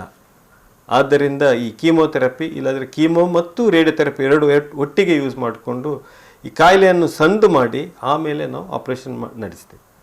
ಸೊ ಈ ಸೀಕ್ವೆನ್ಸಿಂಗ್ ಅಂತ ಹೇಳೋದು, how do you sequence the treatment. So ಈ ಸೀಕ್ವೆನ್ಸ್ ಮಾಡಲಿಕ್ಕೆ ಕಾಯಿಲೆ ಈ 3 ವಿಭಾಗವನ್ನು ಚೆನ್ನಾಗಿ ಗೊತ್ತಿರಬೇಕು ಡಾಕ್ಟರಿಗೆ. ಒಂದು ಸರ್ಜರಿ, ಇದಕ್ಕೆ ಯಾವ ಕರೆಕ್ಟಾದ ಸರ್ಜರಿ ಮಾಡಬೇಕು, ಈ ಸರ್ಜರಿ ಯಾವಾಗ ಮಾಡಬೇಕು, ಮೊದಲು ಕೀಮೋ ಕೊಡಬೇಕಾ ಅಲ್ಲ ಕೀಮೋ ರೇಡಿಯೋಥೆರಪಿ ಕೊಡಬೇಕಾ, ಆಮೇಲೆ ಸರ್ಜರಿ ಮಾಡಬೇಕಾ, ಸರ್ಜರಿ ಮಾಡಿದ ನಂತರ ಕೀಮೋಥೆರಪಿ ಕೊಟ್ಟು ರೇಡಿಯೋಥೆರಪಿ ಕೊಡಬೇಕಂತ ಪ್ಲ್ಯಾನ್ ಮಾಡಲಿಕ್ಕೆ ಈ 3 ವಿಭಾಗವನ್ನು ಗೊತ್ತಿರಬೇಕು. ಆಮೇಲೆ ಈ 3 ವಿಭಾಗದ ಡಾಕ್ಟ್ರು ಏನಾದರೂ ಸ್ವಲ್ಪ ಹೆಚ್ಚು ಕಮ್ಮಿ ಇದ್ದರೆ ಒಟ್ಟಿಗೆ ಸೇರಿಕೊಂಡು ಮಾತಾಡಿ, ಅದಕ್ಕೆ ಟ್ಯೂಮರ್ ಬೋರ್ಡ್ ಅಂತ ಹೇಳ್ತೇವೆ, ಇದರಲ್ಲಿ ಡಿಸ್ಕಷನ್ ನಡೆಸಿ ಆಮೇಲೆ ಈ ಟ್ರೀಟ್ಮೆಂಟನ್ನು ಸೀಕ್ವೆನ್ಸ್ ಮಾಡ್ತೇವೆ. ಸೊ ಒಂದು ಸಲ ಆ ಸೀಕ್ವೆನ್ಸಿಗೆ ಹಾಕಿದ ತಕ್ಷಣ ಆ ಪ್ರೋಟೋಕಾಲ್ ಅಂತ ಹೇಳ್ತೇವೆ, ಆ ಪ್ರೋಟೋಕಾಲನ್ನು ಕರೆಕ್ಟಾಗಿ ಫಾಲೋ ಮಾಡ್ತೇವೆ. ಆ ನಡುವೆ ಏನಾದರೂ ಹೆಚ್ಚು ಕಮ್ಮಿ ಇದ್ದರೆ ನಾವು ಈ ಟ್ಯೂಮರ್ ಡಿಸ್ಕಷನ್ ನಡೆಸ್ತೀವಿ. ಇನ್ನೂ ಫರ್ದರ್ ಏನಾದರೂ ಮಾಡಬೇಕಾ, ಅಲ್ಲ ಕಮ್ಮಿ ಮಾಡಬೇಕಾ, ಜಾಸ್ತಿ ಮಾಡಬೇಕಂದ್ರೆ ಇದು ಮಾತುಕತೆ ನಡೀತದೆ. ಅಂದರೆ ಬಹಳಷ್ಟು ಯೋಜನೆ, ಅದೇ ರೀತಿ ಸಿದ್ಧತೆ, ಇವುಗಳನ್ನೆಲ್ಲ ಮಾಡ್ಕೊಳ್ಬೇಕಾಗ್ತದೆ. ಹೌದೌದು. ಕ್ಯಾನ್ಸರ್ ಟ್ರೀಟ್ಮೆಂಟಲ್ಲಿ ಏನು ಸುಮ್ಮನೆ ನಡ್ಕೊಂಡ್ಬಿಡಿ ಮಾಡಿಸ್ಕೊಡಿ ಅಂತ ಏನು ನಡೆಯಲ್ಲ. ಆ ಥರ ಬೇಗ ಮಾಡಿ ಸರ್ ಅದೇನು ನಡೆಯಲ್ಲ. ಇಟ್ ಈಸ್ ಎ ಪ್ಲ್ಯಾನ್ಡ್, ಒಂಥರ ಮಿಲಿಟ್ರಿ ಪ್ಲ್ಯಾನಿಂಗ್ ಥರ ನಡೆಸಬೇಕು ಟ್ರೀಟ್ಮೆಂಟ್.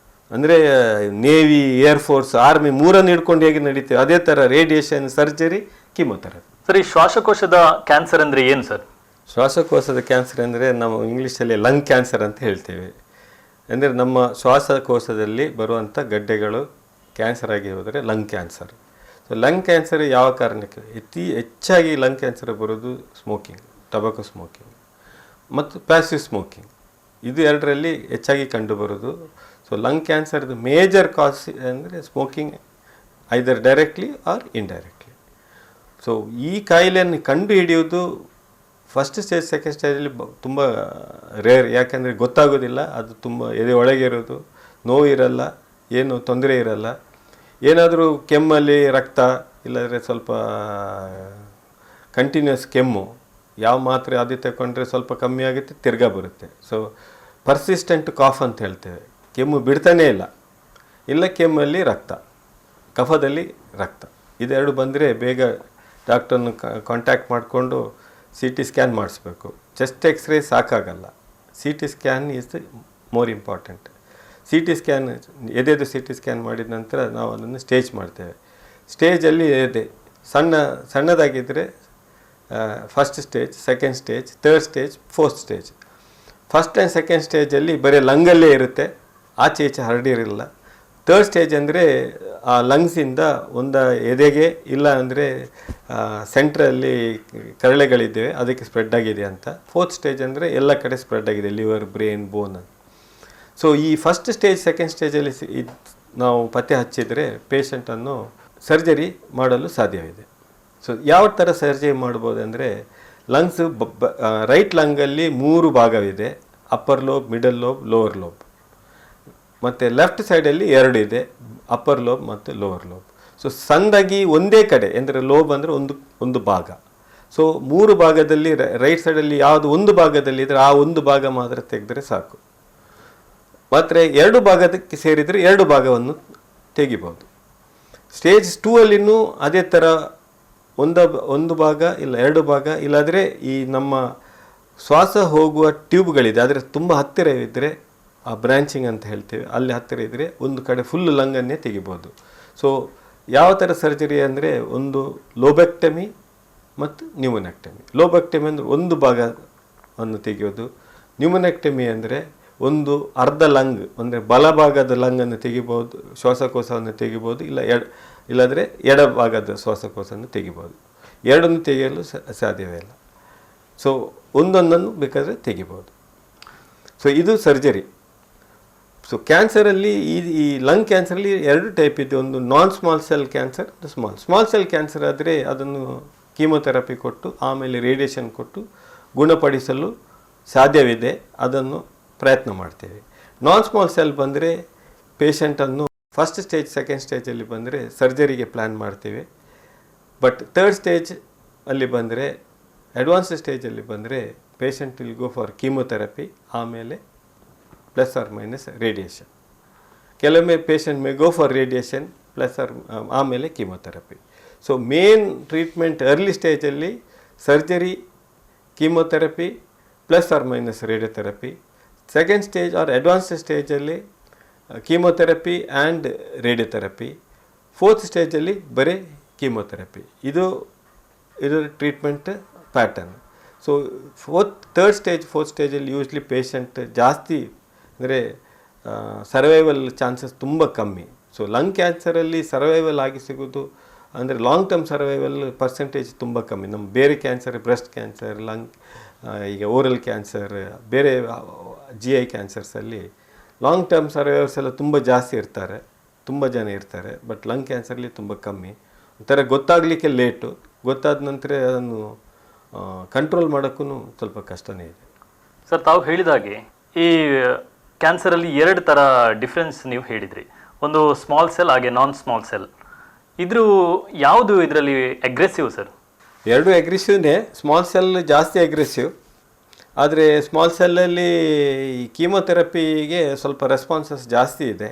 ಅದರಿಂದ ಕೆಲವರೆಲ್ಲ ಕೀಮೊಥೆರಪಿಯಿಂದ ಲಾಂಗ್ ಟೈಮ್ ಸ್ವಲ್ಪ ಜಾಸ್ತಿ ಬದುಕುವ ಚಾನ್ಸಸ್ ಇದೆ.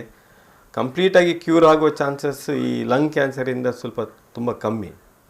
So percentage of cure from lung cancer is less. But ತುಂಬ ಡ್ರಗ್ಸ್ ಇದೆ, ಇದನ್ನು ಕಂಟ್ರೋಲ್ ಇಟ್ಕೊಳ್ಳಿಕ್ಕೆ ಈಗ ಈ ಥರ ಈ ಕಾಯಿಲೆಯನ್ನು ಕಂಟ್ರೋಲ್ ಮಾಡೋಕ್ಕೆ ತುಂಬ ಡ್ರಗ್ಸ್, ಕೀಮೊಥೆರಪಿ ಡ್ರಗ್ಸ್ ಇದೆ.